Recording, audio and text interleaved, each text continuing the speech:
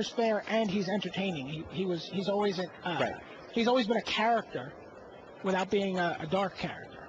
Right. You know, so many of the game's characters tend to have a malicious tinge to their humor. Right. Or a sort of, a shady reputation, or, there's some connotations associated with the word character, but Comer's just, he's charming and funny and eccentric. Definitely. He never looked quite like the other Magic players. He always was a little older than the players around him. True. Even when we've done some drafts with him over the last couple of Pro Tours, he just loves playing. Yeah, he loves having fun. It's very competitive. Yes. He's competitive, but he's playing for fun and obviously having a good time doing it. And, he's delighted when his opponent makes a good play. Right. He enjoys learning stuff. One card. I have one card. And his ability to think about the game differently from everyone else and convert that into wins, and wins with cards that other people just rejected as garbage. Fujita's got a lot of that in it too. It's nice. I think it's awesome when it's interesting. I think Fujita sort of picked up the legacy of Alan Comer. It kind of almost picks up where Comer leaves off. Yeah, that's about right. Right. I mean, Comer was still very relevant going into Tokyo, obviously. Right. He was on the team with V. Still on the team with V. And then he sort of fades away after that. He's not. And then that's where Tsuyoshi Fujita first emerges. Go. Yep. So even without, I give Comer a little credit for Magic Online, but I don't give him a lot of credit. Otherwise, you also have to put Scott Johns in the resume for all the websites that he's run on the ballot. And if you put, I understand, and if you say contributions to the game are all important, well, fair enough. But it's not a Magic Hall of Fame. It's a Pro Tour Hall of Fame. Maybe we'll open up the writers' wing someday. And I'm not saying Scott Johns doesn't belong. I think I was just going to say, I'm going to put you on the spot. Scott's a room away. What about I said there's a dozen guys on the ballot that belong in the Hall of Fame eventually. He's in that group. Definitely, I think he's a Hall of Famer at some point. Not sure he's first ballot. Second ballot's going to be very interesting. Second ballot, I think, is where it gets very interesting, because suddenly the guys who were on the cusp get thrown into the mix with all these guys on the next ballot. Where I think you're only clear. Bob. Your only clear winner is Bob. Bob is the Finkel of that ballot.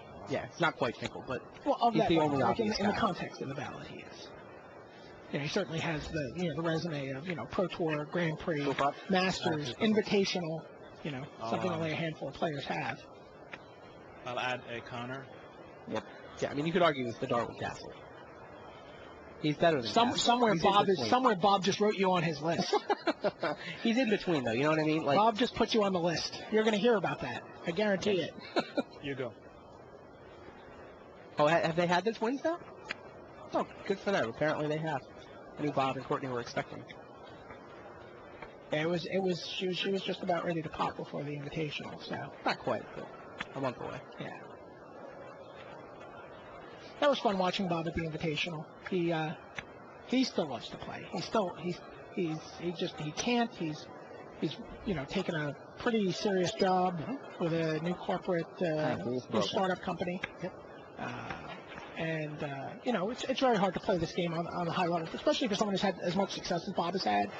Yeah, the thing that stings is trying to play it at the top level and not having the preparation, because then you lose. Right. And it's just not, the game is not that much fun when you're losing. It's still all right. He still has fun with it, but it's hard to be the competitive personality that he's been. Believe me, I have plenty of fun losing at this game, but I think on the Pro Tour level, to come to the Pro Tour and put it and not have put in the work and just not be able to reap the results that everybody else is so prepared these days. Yeah. There's so much preparation by your competition. Well, Alfie Milan came up with Hirobi's Whisper, by the way. Wallabies had stabilized this game pretty nicely. Ever since that Mistblade bounced the Oni Slave, they've sort of just been staring across the board at each other while Wallabies builds up counters on Hankyu. He's got Shinobi plus Shuriken action.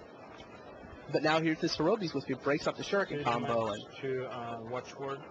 Might let Malin actually get back in this game. We'll see. Malin had left the Oni Slave in his hand. He'd been playing only 3 and 4 toughest creatures for a while. Yeah, I think the Oni Slave's going to stay in his hand for quite a while. On the 12. Now, Tony can try to sit here and stall and just build up counters on the Hankyu. Right. He can also get enough mana for double Shinobi, or double Shuriken. and he's got a 3/7 creature to throw it at, there's the timing trick where you can just deal 2 damage and keep the shuriken by throwing it at your own guy and in response throwing it at their guy. Or did I get that Although a backwards? removal spell can, a removal spell in the middle of that series of events Yes. can script I all your think three. plans. Oh, there comes Oh, here comes the Oni Slade and a Skull Snatcher. the Hanky plan just became a lot more viable. There's a lot of people don't. Marlon is play the basically Hanky. going for it here, right? Is that 9? He's just like, weenie. He's like, kill your guy, weenie, weenie. He's essentially going for it. He's going to try to tempo this game out through the Hankyu, right? Yes, he is. Moonlit Strider's going to get. I guess he's not going to. He's going to start 3 trying to damage kill to some stuff. Watchword. Yeah, of course. Toma does only have a 1/2 and a 1/1 that can block. And a 0/3 that can basically absorb 2 from the. His job is to absorb 2 So from anything the in protection from here. Shuriken. That's fine. Yeah, note that Walamese Great. threw the Shuriken at the Moonlit Strider on the way out, so he was able to finish it off with Hankyu. But he sacrificed the Moonlit Strider to protect the wild. Oh, he aimed it all at the Watchword Yeah. either way. Yeah, so he knew he was killing a Moonlit Strider. He was just giving his opponent a chance to mess up.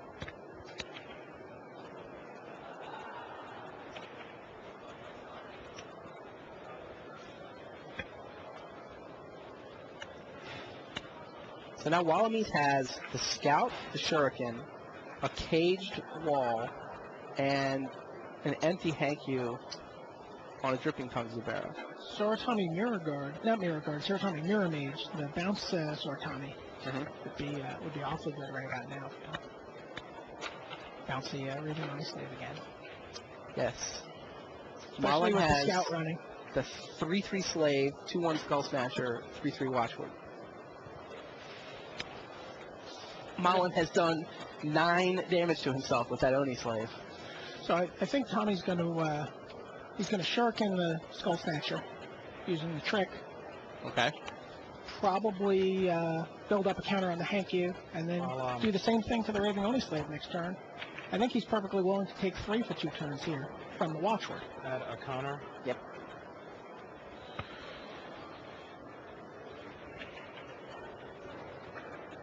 Okay. I guess he's not going to use the Shuriken trick.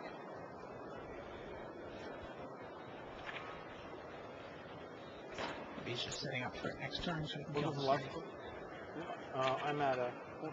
I'm at 14. He's at 9. And I'm at 9. I think he's better off. I think he's better off just killing the Skull Snatcher. He can kill the Skull Snatcher with the Hankyu.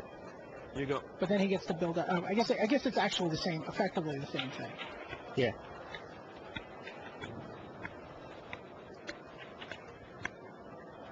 Effectively the same.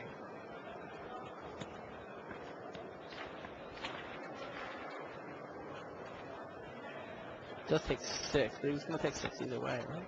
Well, yes, he was going to take 60. So he was going to take 9 over the course of 2 turns.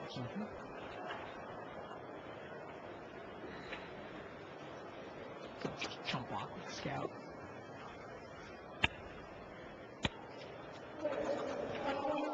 So what's happening at that back table right now? The usual. Creatures. A flyer. I'll deal It's more icing 1 there with the than Skull anything. Snatcher. You call Lucas? Oh, I love Shield Bearer. Walamese does indeed Hankyu the Skull Snatcher. On a full card. I have 2 cards in my hand. Oh, Marlon's thinking. Does he have a trick? No. Could have. No block. Take 6. I'm at 8. Yeah, Walamese takes 6 down to 8. Got Patron again. We still have to worry about. Still have to worry about greed. Okay. Does Marlon have a greed? Oh, I'm sorry. I'm confusing my matches. Yeah. What does Malin have?